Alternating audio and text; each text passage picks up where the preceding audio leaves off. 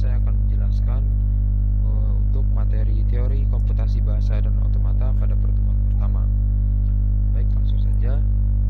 Di sini saya mengambil sumber belajar saya terkait teori bahasa dan otomata itu dari modul ini yang diciptakan oleh Dwi Nurul Huda ST. Mungkin sebelum mempelajari lebih dalam terkait teori bahasa dan otomata, di sini ada beberapa sub bagian dalam mata kuliah teori bahasa dan otomata, yaitu ada pengantar teori bahasa dan otomata, ada final state, ada equivalency, dan lain-lain. Ada pohon penurunan dan lain sebagainya. Masih banyak di sini. Selanjutnya, oke. Mengapa kita belajar teori bahasa dan otomata? Jadi, teori bahasa dan otomata itu merupakan termasuk ke dalam komponen utama dalam ilmu komputer, yang mana di dalam teori bahasa dan otomata diterapkan pada beberapa perancangan digital seperti pada pembuatan bahasa pemrograman dan kompilator. Nah, sedangkan kenapa sih kita harus mempelajari teori bahasa dan otomata?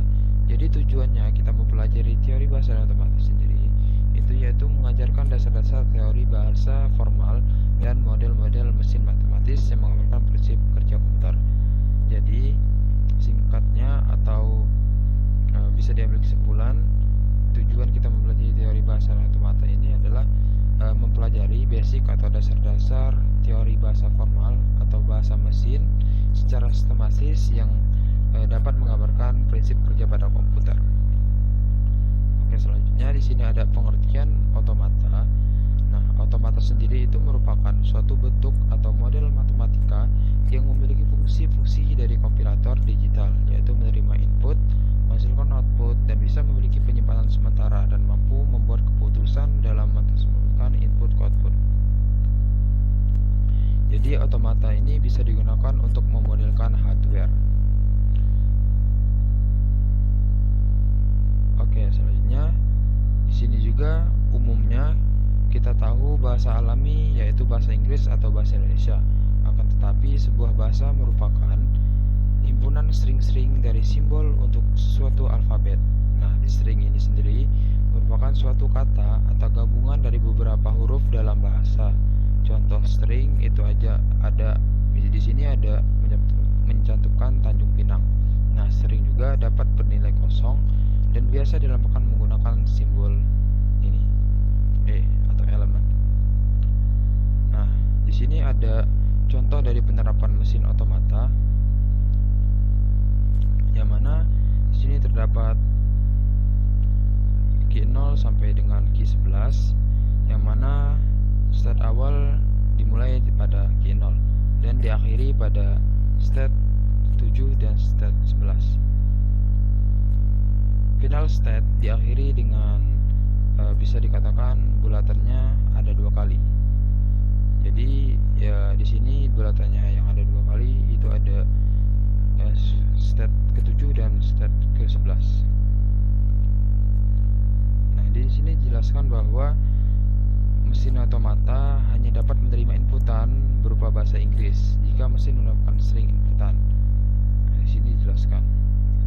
Nah, di sini juga dijelaskan suatu string dikatakan diterima apabila mencapai state akhir lingkaran ganda. Untuk kasus ini yaitu state akhirnya itu berada pada key 7 dan key 11 dan state awalnya pada key 0. Nah, di sini juga ada hierarki Chomsky. Hierarki Chomsky ini merupakan tata bahasa grammar yang mana didefinisikan sebagai kumpulan dari himpunan-himpunan variabel, simbol-simbol terminal, simbol awal yang dibatasi oleh aturan produksi. Nah, pada tahun 1959, Noam Chomsky menggolongkan tingkatan bahasa menjadi 4 yang disebut sebagai hierarki Chomsky. Oke, jadi ini ada penggolongan tingkatan bahasa menurut dari Noam Chomsky. Itu ada bahasa reguler tipe 3, ada bebas konteks, ada konteks sensitif, ada unrestricted. Kemudian untuk mesin otomatanya itu ada final state Automata atau FSA. FSA ini dibagi menjadi dua juga, yaitu yang pertama ada Determinate Finite Automata atau DFA, kemudian ada Non-Determinate Finite Automata NFA.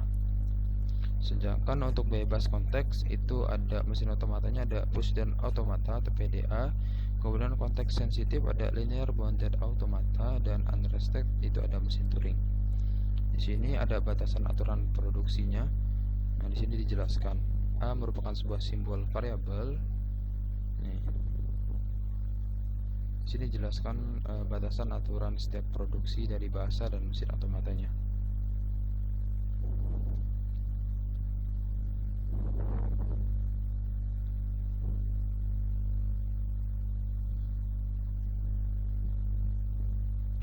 Oke, untuk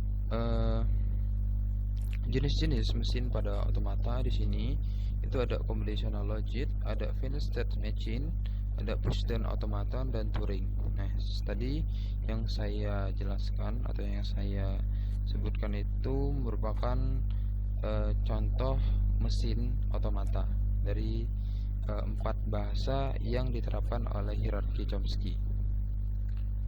Nah, di sini saya meminta AI untuk menjelaskannya masing-masing. Nah, yang pertama itu ada convolutional logic. Convolutional logic adalah rangkaian digital yang outputnya pada suatu hanya bergantung pada inputan pada saat itu juga. Tidak ada konsep state atau memori. Contohnya itu ada gerbang logika AND, OR, NOT, atau XOR. Biasanya penggunaannya ini digunakan untuk membuat sirkuit digital sederhana seperti penyimpangan, pengurang, dan multiplexer. Kemudian ada FSA, yaitu model komputasi yang memiliki sejumlah keadaan state yang terbatas. Mesin akan berpindah dari suatu keadaan ke keadaan lain. Contohnya itu ada mesin penjual otomatis, lampu lalu lintas. Kemudian ada PDA. Jadi untuk combinational logic ini sepertinya masuk ke dalam dia secara umum ya. Jadi VSA, langsung ke VSA atau VSM ini komputasi yang memiliki sejumlah keadaan state yang terbatas. Kemudian ada PDA atau push down automaton. Push down automaton ini masuk ke dalam bahasa bebas konteks. Dan ada Turing machine. Turing machine ini model komputasi yang paling kuat, yang mana mesin ini terdiri dari beberapa pita tak terbatas, kepala baca atau tulis, dan kontrol finite state. Contohnya ini pada Turing machine itu ada model komputasi universal yang dapat mensimulasikan semua komputasi lain. Nah, ini ada diberikan perbedaan utama dari masing-masing jenis mesin otomata.